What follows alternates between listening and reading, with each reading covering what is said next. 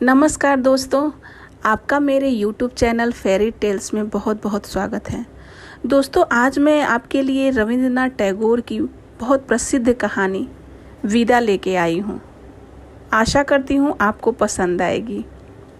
कहानी शुरू होती है। कन्या के पिता के लिए धैर्य धरना थोड़ा बहुत संभव भी था, परंतु वर के पिता पल भर के लिए भी सब्र करने को तैयार न थे। उन्होंने समझ लिया था कि कन्या के विवाह की आयु पार हो चुकी है, परंतु किसी प्रकार कुछ दिन और भी पार हो गए तो इस चर्चा को भद्र या अभद्र किसी भी उपाय से दबा रखने की क्षमता भी समाप्त हो जाएगी।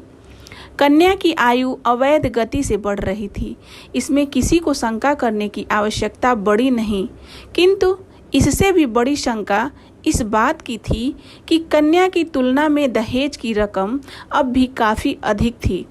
वर के पिता इसी हेतु इस प्रकार से जल्दी मचा रहे थे। मैं ठहरा वर, अपितु विवाह के विषय में मेरी राय से अवगत होना नितांत व्यर्थ समझा गया। अपनी कर्तव्य परायणता में मैंने भी किसी प्रकार की न्यूनता नहीं आने दी, यानी FA पास करके छात्रवृत्ति का अधिकारी बन बैठा।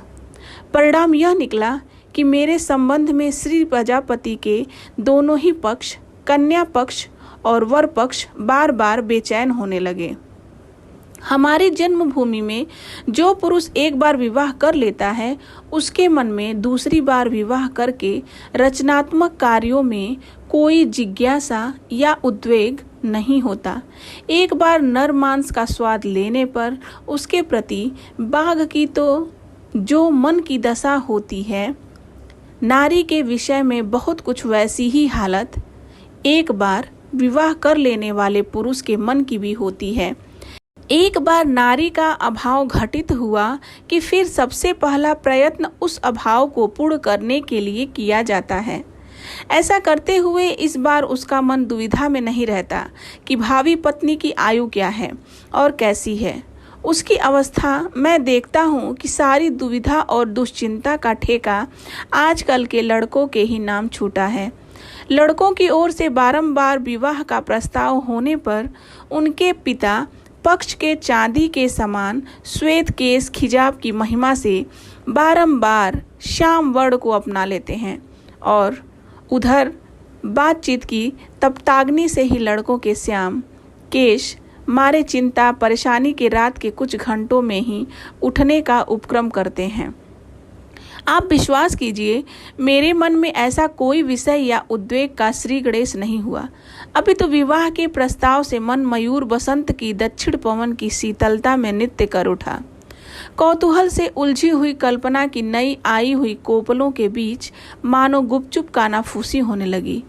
जिस विद्यार्थी को एडमंड वर्क की फ्रांसीसी क्रांति की घोर टीकाओं के 5-7 पोथे जबानी घोटने हों, उसके मन में इस जाति के भावों का उठना निरर्थक ही समझा जाएगा। यदि टेक्स्ट बुक कमेटी के द्वारा मेरे इस लेख के पास होने की लेस मात्र भी शंका होती तो संभवतः ऐसा कहने से पूर्व ही सचेत हो जाता, परंतु मैं यह क्या ले बैठा। क्या यह भी ऐसी कोई घटना है जिसे लेकर उपन्यास लिखने की योजना बना रहा हूँ? मेरी योजना इतनी शीघ्र आरंभ हो जाएगी, इसकी मैंने कल्पना भी नहीं की थी। प्रबल आकांक्षा थी कि वेदना के जो कजरारे मेघ गत कई वर्षों से मन में छा रहे हैं, उन्हें किसी बैसाखी संध्या की तूफानी वर्षा के वेग द्वारा बिल्कुल ही निष्प्राण कर दूंगा। पर न तो बच्चों की पाठ्य पुस्तक ही लिखी गई, क्योंकि संस्कृत का व्याकरण मेरे मस्तिष्क से अछूता रह गया था, और न काव्य ही रचा जा सका, क्योंकि मातृभाषा मेरे जीवन युग में ऐसी फली फूली नहीं थी जिसके द्वारा मैं अपने हृदय के राज को बाहर प्रकट कर पाता। अतः देख रहा हूँ कि मेरे अंतर का सन्यासी आज अपने अट्ठास से अपना ही परिहास करने के लिए बैठा है। इसके अतिरिक्त वह करे भी तो क्या। उसके अश्रु शुष्क जो हो गए हैं।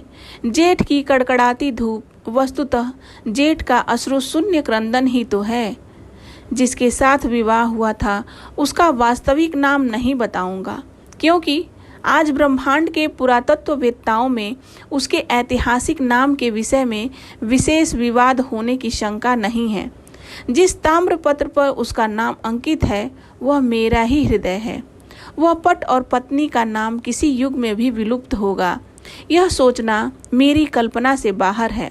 परंतु जिस सुनहरी दुनिया में वह अच्छे बना रहा, वहाँ इतिहास के विद्वानों का आना जाना नहीं होता है।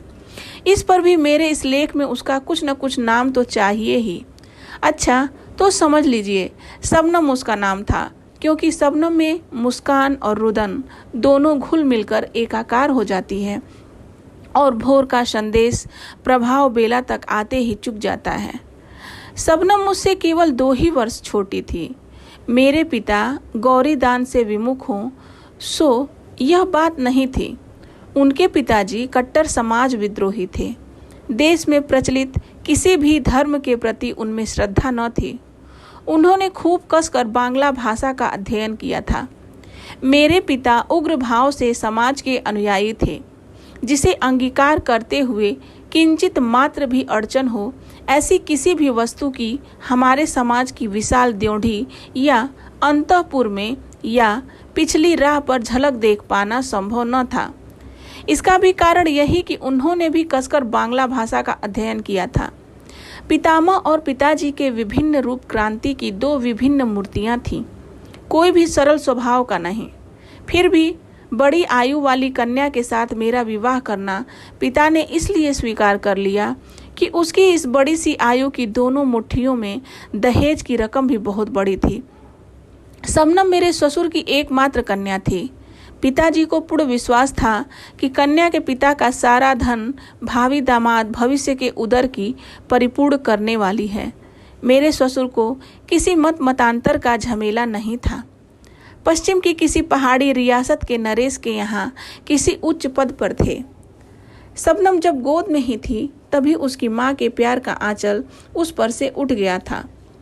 इस बात की ओर उसके पिता का ध्यान भी नहीं गया कि पुत्री प्रति वर्ष 1 वर्ष करके बड़ी होती जा रही है। वहां उनके समाज का कोई ऐसा ठेकेदार नहीं था जो उनके नेत्रों में अंगुली डालकर इस सच्चाई को उनके हृदय में बिठा देता। शबनम ने यथा समय उम्र के 16 वर्ष पार किए, किंतु वे स्वाभाविक 16 वर्ष के थे, सामाजिक नहीं। किसी ने उसे यौवन के प्रति सचेत होने का परामर्श नहीं दिया और न ही उसने स्वयं उस ओर देखा। मैंने 19वें वर्ष में कॉलेज के 3य वर्ष में पग रखा, ठीक तभी मेरा विवाह हो गया।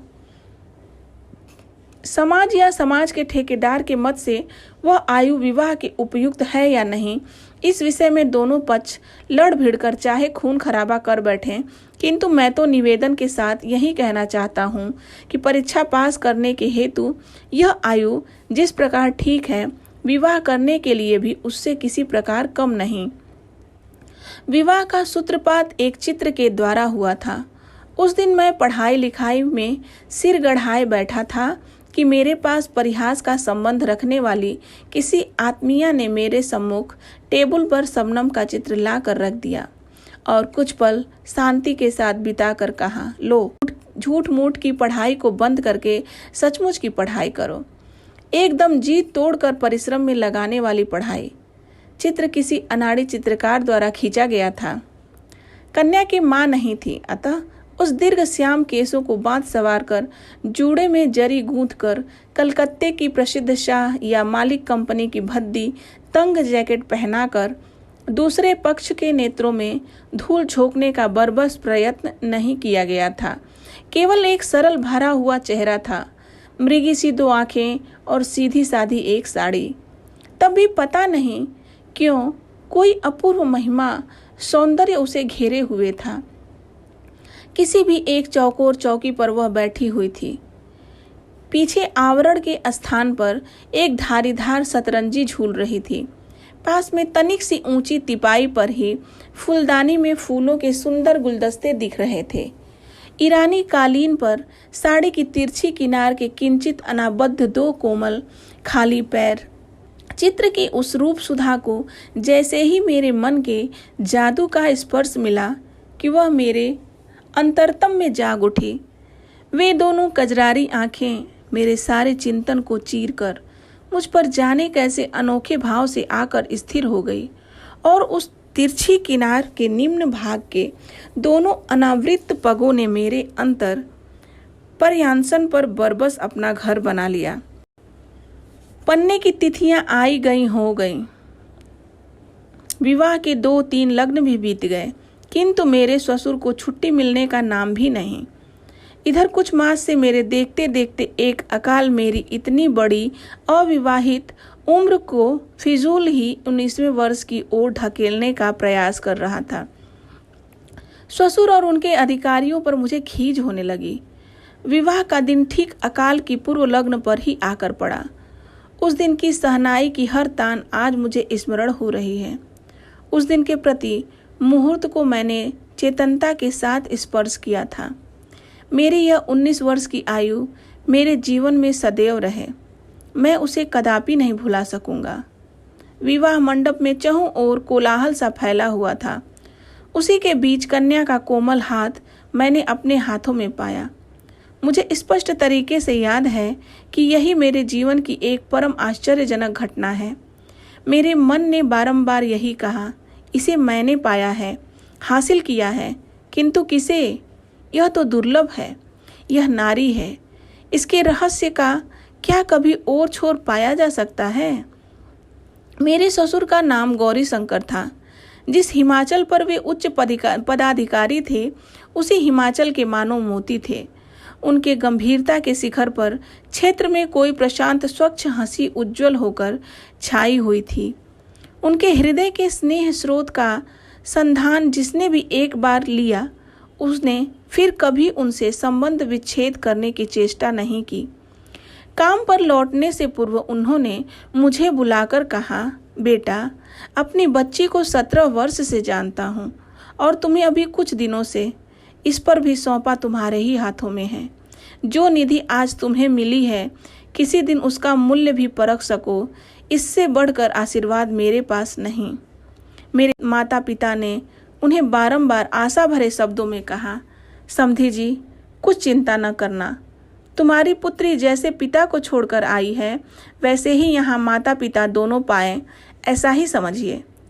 शबनम से विदा होते समय वे हंसकर बोले, बिटिया चल दिया, इस बूढ़े पिता को छोड़ तेरा कौन अपना रहा है। आज से यदि इसका कुछ भी गुम हो जाए तो इसके लिए मुझे जिम्मेवार न ठहराना। शबनम ने उत्तर दिया, क्यों नहीं? यदि कभी इतनी सी चीज भी गुम हो गई तो आपको सारी हानि भरनी पड़ेगी। अंत में घर रहते हुए जिन विषयों पर बहुधा ही झंझट खड़े हो जाते थे, उनसे उसने पिता को बार बार सचेत कर दिया। भोजन के विषय में अनियम का उन्हें खासा अभ्यास था। कुछ विशेष प्रकार के अपथ्य भोजन पर उनकी विशेष रुचि थी। पिता को उन सारे प्रलोभनों से यथासंभव दूर रखना बेटी का विशेष कर्तव्य था। इसी से वह पिता का हाथ पकड़कर बोली, बाबूजी, क्या मेरी एक बात रखेंगे? पिता ने प्रफुल्लित मन से कहा, मानो इसलिए वचन देता है कि एक दिन उसे भंग कर चैन की सांस ले सके। इससे वचन न देना ही श्रेयस्कर है। फिर वह कुछ न बोली और पिता के चले जाने पर उसने कमरे के द्वार बंद कर लिए। इसके बाद की घटना का बखान अंतर्यामी ही कर सकते हैं। पिता पुत्री की अश्रुहीन विदाई का दृश्य पार्श्व के कक्ष की चिर कौतूहली अंतपुरिकाओं ने देखा, सुना और आलोचना की।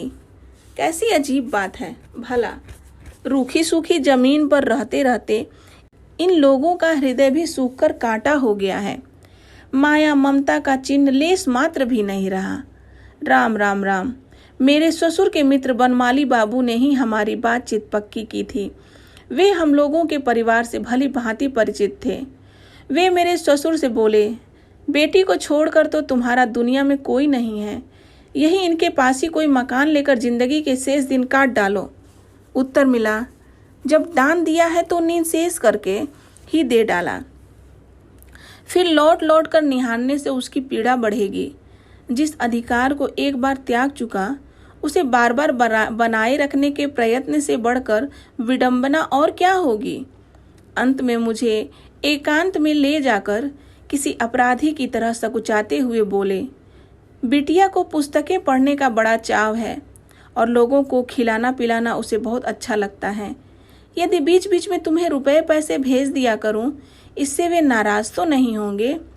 सुनकर मुझे तनिक आश्चर्य हुआ, कारण जीवन में कभी किसी ओर से धन राशि मिलने पर पिताजी नाराज हुए हों, उनका ऐसा बिगड़ा मिजाज तो मैंने कभी नहीं देखा। जो हो, मेरे ससुर मानो मुझे घूस दे रहे हों। कुछ ऐसे ही भाव से मेरे हाथों में 100 रुपए का एक नोट थमाकर वे वहां से चटपट चल दिए। मैंने देखा इस बार जेब से रुमाल निकालने की बारी आ ही गई। स्तब्ध होकर मैं विचारों में खो गया। मैंने अनुभव किया कि ये लोग बिल्कुल ही अन्य जाति के मानो हैं। अपने सहपाठियों में कितनों ही को तो विवाह करते हुए देखा है।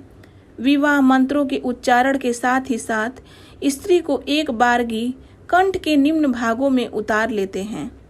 हजम करने के यंत्र तक पहुंचने पर थोड़ी देर के बाद वह पदार्थ अपने गुणों एवं अवगुणों का हल कर सकता है और इसके फलस्वरूप हृदय के भीतर चिंता बनकर हलचल भी आरंभ हो सकती है। सो होती रही, परंतु निगलने के रास्ते में इससे कोई रुकावट नहीं पड़ती। किंतु मैंने विवाह मंडप में ही समझ लिया था कि पाणी ग्रहण के मंत्र द्वारा जिसे प्राप्त किया जाता है, उससे घर गृहस्थी तो भली भांति चल जाती है, परंतु उसके हृदय को पूर्ण रूपेण पाना 15 आना बाकी रह जाता है। मुझे संदेह है कि विश्व के अधिकांश पुरुष पत्नी को ठीक ठाक पाते हैं या उनको समझते हैं। वे स्त्री को ब्याह कर ले आते हैं किंतु उपलब्ध नहीं कर पाते और न कभी उन्हें इस बात का एहसास हो पाता है कि उन्होंने पाया कुछ भी नहीं। उनकी पत्नियां भी मृत्यु काल तक इस कटु सत्य से अवगत नहीं हो पाती। लेकिन मैंने ऐसा अनुभव किया कि वह मेरी साधना की निधि है। वह अचल संपत्ति नहीं, संपदा है, अगाध रत्न राशि है। शबनम नहीं, इस नाम से काम नहीं चलेगा। एक तो यह कि वह उसका वास्तविक नाम नहीं और न यह उसका यथार्थ परिचय है। वह तो दिवाकर की तप्त रश्मि है, क्षयकालीन उषा की विदा बेला के अश्रुओं का बिंदु नहीं। नाम को गोपनीय रखकर ही आखिर क्या होगा? उसका वास्तविक नाम था हेमंती। मैंने देखा 17 वर्ष की इस सुंदरी पर यौवन का पूरा आलोक बिखरा हुआ है।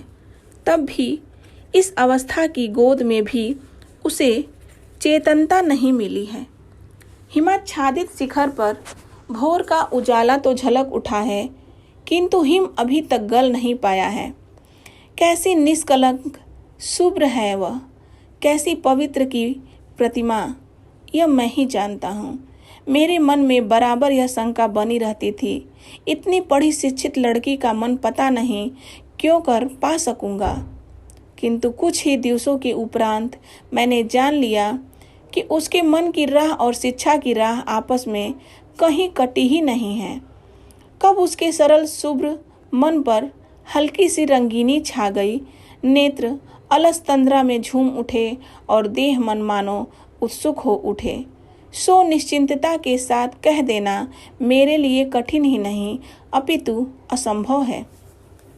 यह तो हुई एक पक्ष की बात, लेकिन अब दूसरा पक्ष भी है।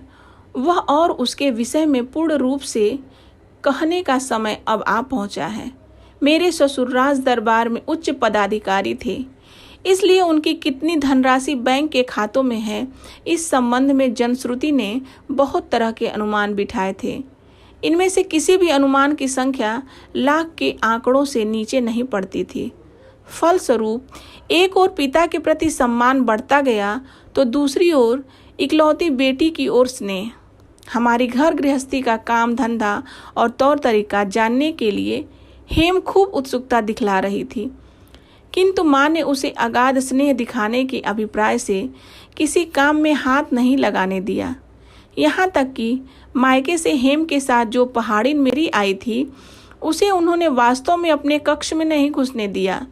फिर भी उसकी जाति पाति के बारे में किसी प्रकार का अपवाद नहीं किया। वे डरती थी कि विशेष छानबीन करने पर कहीं कोई अरुचिकर सत्य न सुनना पड़े। दिन इसी तरह कट जाते, लेकिन एक दिन पिताजी का मुंह घोर गंभीर दिखाई दिया। बात यह थी कि मेरे ससुर ने मेरे विवाह में 15 सहस्त्र रुपये नगद और 5 सहस्त्र के आभूषण दिए थे।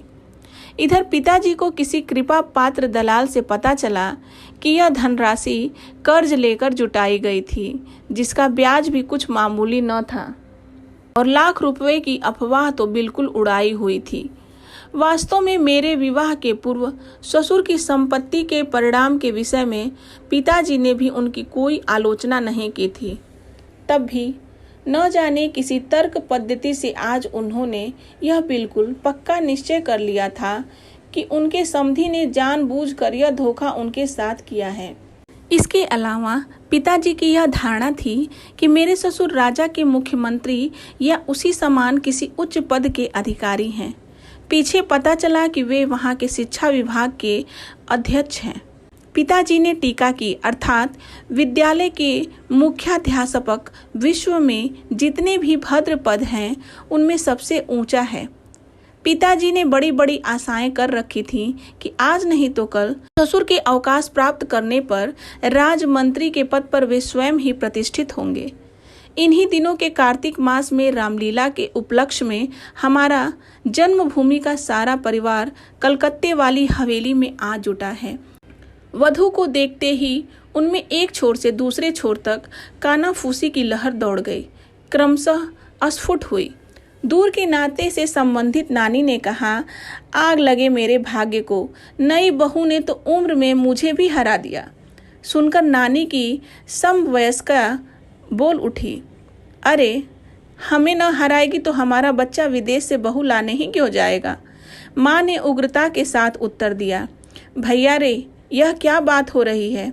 बहू ने अभी 11 पार नहीं किए, यही अगले फाल्गुन में 12 में पांव धरेगी। पछुआ देश में दाल भात खा खाकर बड़ी हुई है बेचारी, सो देह तनिक अधिक संभल गई है। वृद्धाओं ने शांत अविश्वास के साथ उत्तर दिया, सो बिटिया रानी इतनी कमजोर तो हमारी निगाह अभी नहीं हुई है। हमारे ख्याल में तो लड़की वालों ने जरूर उम्र कुछ दबाकर बताई है।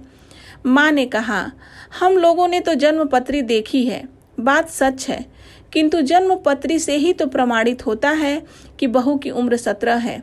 वृद्धाओं ने कहा, सो जन्मपत्री में क्या धोखाधड़ी नहीं चलती। इस बात पर घोर वाद विवाद छिड़ गया, यहाँ तक कि संघर्ष की नौबत आ गई। उसी क्षण वहां हेम आ पहुंची। उन दोनों वृद्धाओं में से एक ने उसी से पूछा, बहू रानी तुम्हारी उम्र क्या है, बताओ तो भला। माँ ने आंखों से संकेत किया, परंतु हेम उनका मतलब नहीं समझी। बोली 17। माँ तिलमिला उठी। उसने उसी अवस्था में कहा, तुम्हें मालूम नहीं है।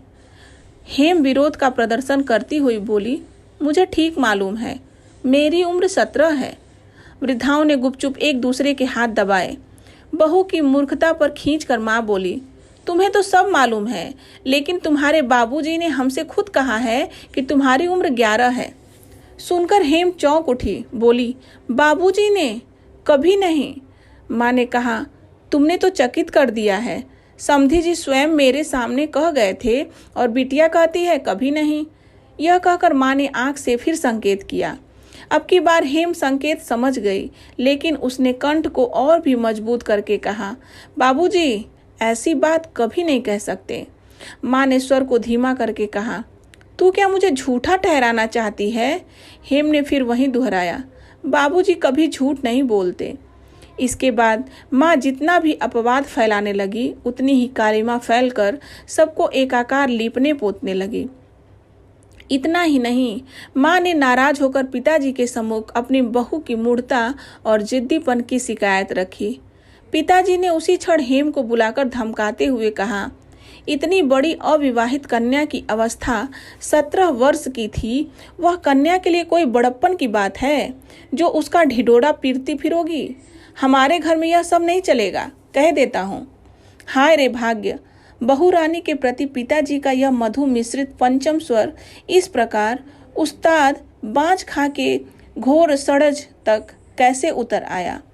हेम ने व्यथित होकर पूछा, यदि कोई उम्र जानना चाहे तो क्या उत्तर दूं? पिताजी बोले, झूठ बोलने की आवश्यकता नहीं, कह दिया करो मुझे नहीं पता, मेरी सास माँ जानती हैं। इसके बाद झूठ किस तरह बताया जाता है, इसका सारा उपदेश सुनने के बाद हेम कुछ इस तरह चुप हो गई कि पिताजी को यह समझना बाकी न रहा कि उसका सारा सदुपदेश बिल्कुल चिकने घड़े पर पानी की तरह पड़ा। हेम की दुर्गति पर दुख क्या प्रकट करूं? उसके समझ तो मेरा मस्तक ही नत हो गया। मैंने देखा शारदीय प्रभात के आकाश की तरह उसके नेत्रों की वह सरल उदार दृष्टि मानो किसी संशय की छाया से म्लान हो उठी। भीत मृगी की तरह मानो उसने मेरे मुख की ओर देखा और सोचा, मैं कदाचित इन्हें नहीं पहचानता।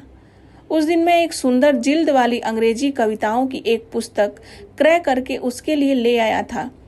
उसने पुस्तक को अपने सुंदर हाथों से थामा, फिर धीमे से गोद में रखकर एक बार भी खोलकर नहीं देखा। मैंने उसके दाएं हाथ को अपने हाथों में लेकर कहा, हेम, मुझ पर नाराज न होना, मैं तो तुम्हारे सत्य के बंधन में बंधा हुआ हूँ। सुनकर वह कुछ न बोली, केवल तनिक मुस्कुरा दी। सृष्टिकर्ता ने वैसी ही मुस्कान जिसे दी है, उसे और भी कुछ कहने की आवश्यकता ही कहाँ। इधर पिताजी की आर्थिक तरक्की के कुछ दिनों बाद से सृष्टिकर्ता के उस अनुग्रह को चिरस्थायी कर रखने के स्वार्थ से हमारे यहाँ नए उत्साह से पूजा पाठ चल रहा था। आज तक कभी भी पूजा अर्चना में बहू की कभी भी बुलाहट नहीं हुई। अचानक नई वधू को पूजा का थाल सजाने का आदेश मिला। वह बोली, माँ मुझे समझा दो कैसे क्या करना होगा। प्रश्न कुछ ऐसा न था जिसे सुनकर किसी के सिर पर आसमान टूट पड़ता। यह तो सब लोग भली प्रकार जानते थे कि मात्र हीना हेम प्रवास में ही इतनी बड़ी हुई है।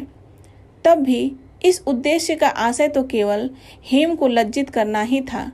सो सभी ने अपने गाल पर हथेली रखकर कहा, हाय मैया, यह भला कैसी बात है? आखिर किस नास्तिक के घर की बेटी है? बहू घर की लक्ष्मी अब इस गृहस्थी से विदा होने ही वाली है, देरी मत समझना। और इसी प्रसंग में हेम के पिता को लक्ष्य करके न जाने कितने अकथनीय बातें की गई। तो आलोचना की हवा जब से चलनी आरंभ हुई थी, तब से हेम आज तक बराबर चुप रहकर सब सहन करती आ रही थी।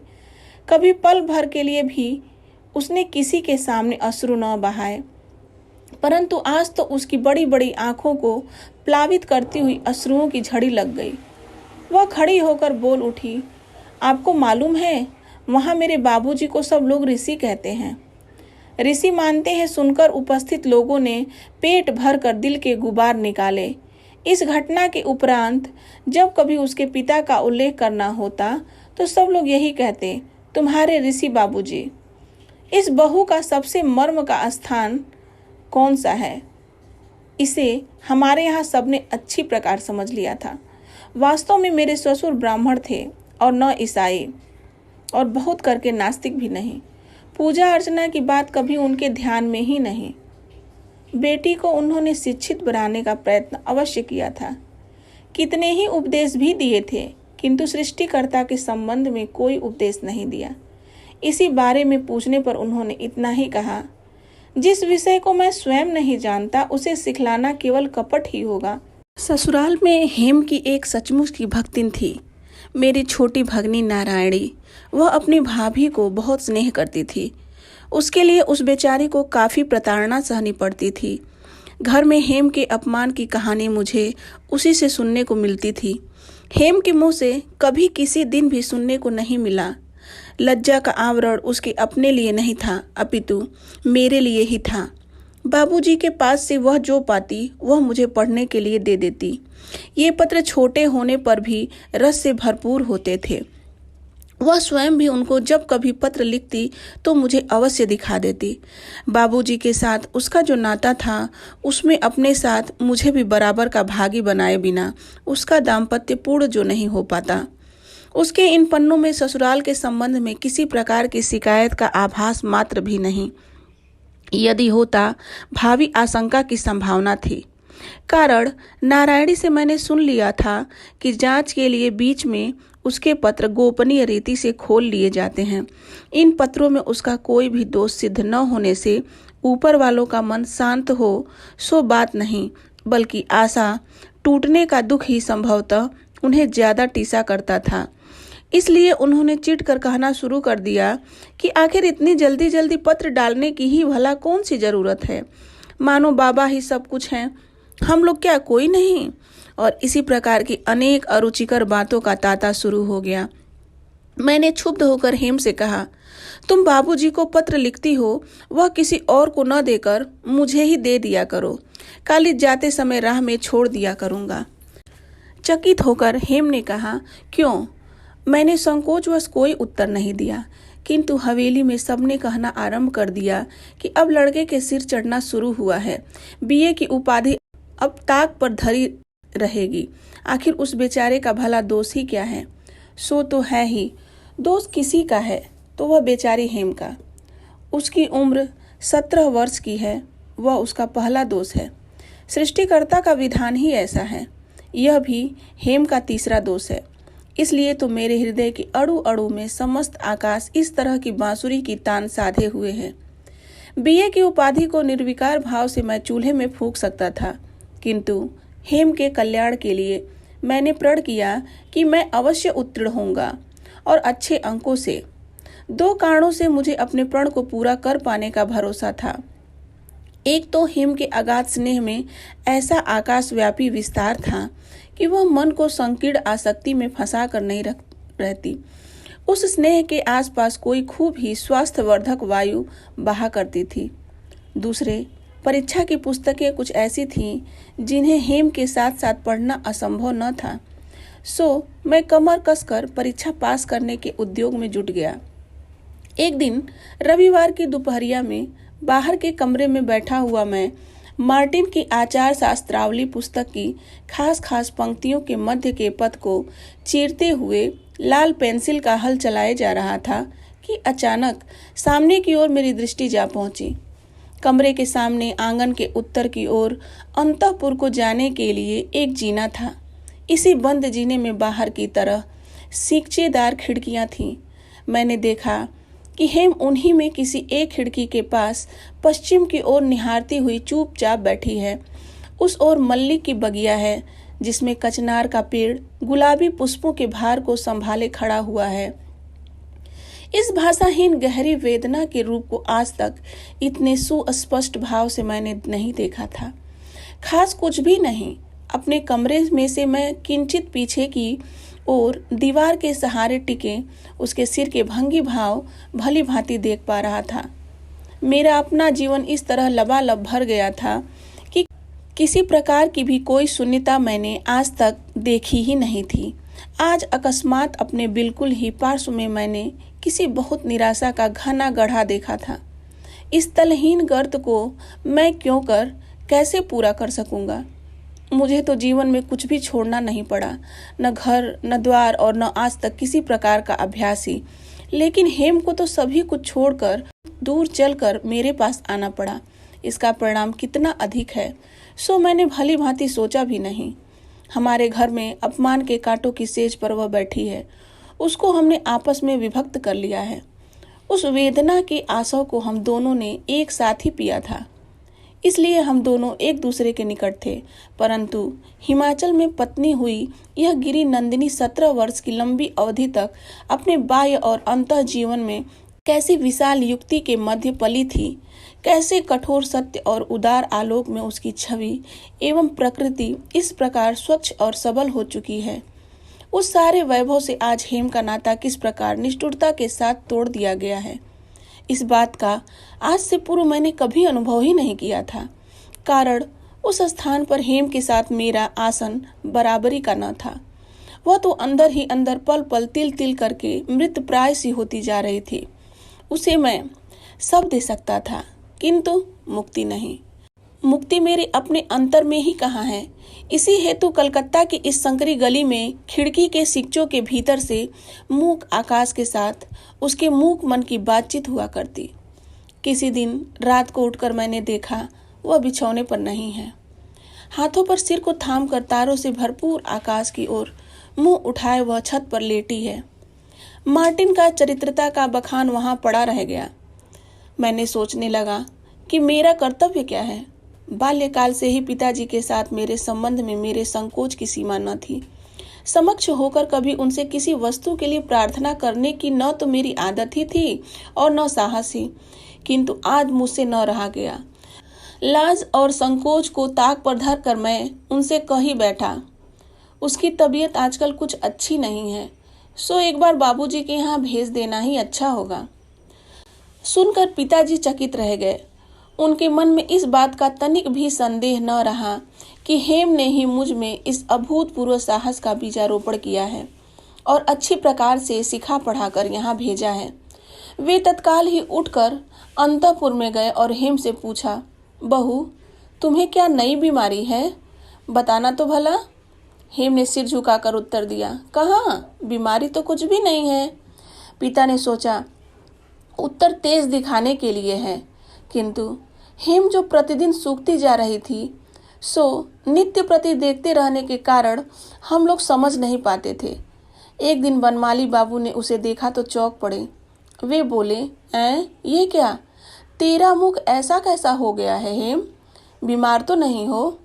हेम ने कहा, नहीं, परंतु इस घटना के 10 दिन बाद ही अकस्मात मेरे ससुर आ पहुंचे। अवश्य ही बनमाली बाबू ने हेम की तबीयत की बात लिखी होगी। विवाह के उपरांत पिता से विदा लेते हुए हेम ने अपने अश्रु रोक लिए थे, किंतु आज जैसे ही उन्होंने अपनी ठोड़ी छूकर मुंह ऊपर को उठाया तो अश्रुओं का बांध टूट गया। उसकी भीगी पलकों ने सब कुछ बता दिया। वह बाबूजी को मुख से आधी बात भी न कह सकी। वे इतना भी न पूछ पाए कि तू कैसी है। बेटी के छिड़गती म्लान मुख और पलकों को देखते ही उनकी छाती टूक टूक हो गई। हेम बाबूजी का हाथ पकड़कर उन्हें शयन कक्ष में ले गई। कितनी बातें तो पूछने की हैं, बाबूजी की तबीयत भी तो ठीक नहीं दिखाई देती। हेम बाबूजी के साथ मायके जाने के लिए उद्यत हो गई। बनमाली बाबू ने भी समधी जी से इस बात का संकेत किया, लेकिन अंततः बात पिताजी की हो रही और उसके आगे हेम की आकांक्षा कुचल दी गई। बाप बेटी को विदा करने की बेला फिर एक बार आ पहुंची। बेटी ने नीरव और शुष्क मुस्कान को पीली मुख पर डालते हुए कहा, बाबूजी, यदि फिर कभी आपने मेरे लिए पागलों की भांति बेतहाशा दौड़ते हुए इस हवेली में कदम रखा तो मैं दरवाजा बंद कर लूंगी। बाबूजी ने उसी मुद्रा में उत्तर दिया, बेटी, भाग्य में फिर आना लिखा तो साथ में सेंध लगाने के औजार भी लेता आऊंगा। इसके बाद हेम के मुख की वह मुस्कान फिर कभी देखने को नहीं मिली। फिर क्या हुआ सो मुझसे कहा नहीं जाएगा। सुनता हूँ माँ फिर उपयुक्त वधू की खोज में है। संभव है किसी दिन माँ के अनुरोध की अवहेलना मुझसे न हो सके। यही मुमकिन है, क्योंकि खैर छोड़िए इन भेद भरी बातों की। दोस्तों, ये कहानी यहीं पे समाप्त होती है। आपको ये कहानी कैसी लगी मुझे कमेंट करके बताइएगा। धन्यवाद दोस्तों।